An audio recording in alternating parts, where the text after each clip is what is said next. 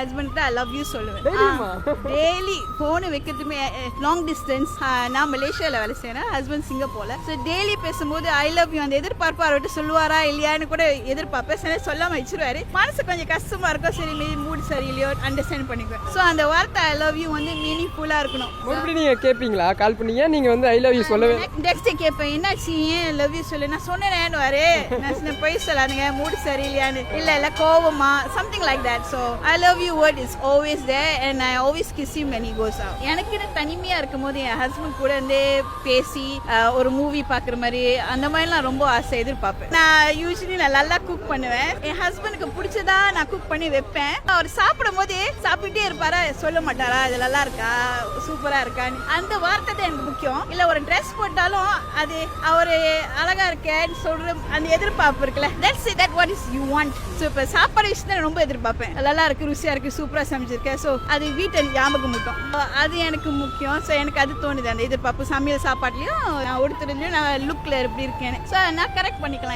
அந்த எதிர்பார்ப்பு வைக்கிறீங்க, அது தேவை பெண்களுக்கு, அது வேணும். ஒரு மோட்டிவேஷன் மாதிரி. அடுத்து அதே மோட்டிவேஷன் நெக்ஸ்ட் சமைக்கிறதுக்கு இன்னும் ஆசையா சமைக்க, இன்னும் அழகா உடுத்துங்க, இன்னும் அழகா இருக்கணும்னு ஆசைப்படுங்க. ஸோ ஹஸ்பண்ட் ஒன்னு சொல்லதான் நீங்க கரெக்ட் பண்ண முடியும். ஒன்னு சொல்லனா அப்புறம் என்ன சமைக்கிறோம் என்ன ஏதோ சாப்பிட்டு ஏதோ போறாருன்னு தானே இருக்கும். அந்த மாதிரி இருக்கல தான் நான். இப்போ நீங்க அவர் ரொம்ப மிஸ் பண்றீங்கன்னு வச்சுங்களேன், அந்த காம்பன்சேட் பண்ற மாதிரி ஏதோ ஒரு விஷயத்தை கால் பண்ண ரொம்ப பாட்டு அனுப்புவேன் அவருக்கு.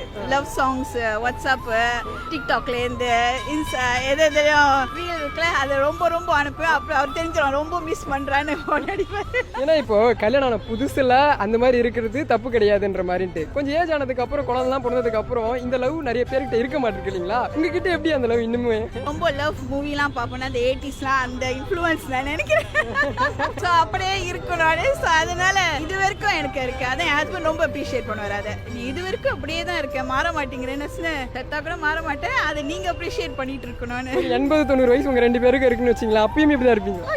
நான் இது வரைக்கும் அந்த ஒரு தமிழ் படம் இருக்கு எனக்கு தெரியாது, ஆனா உனக்காக பிறந்தேனே எனது அழகா அது எனி டைம் இருந்தாலும் நான் போட்டுக்கிட்டே அவர் சொல்ற போதும் போதும் நிப்பாட்டு அனுப்பிக்கிட்டே இருக்காது.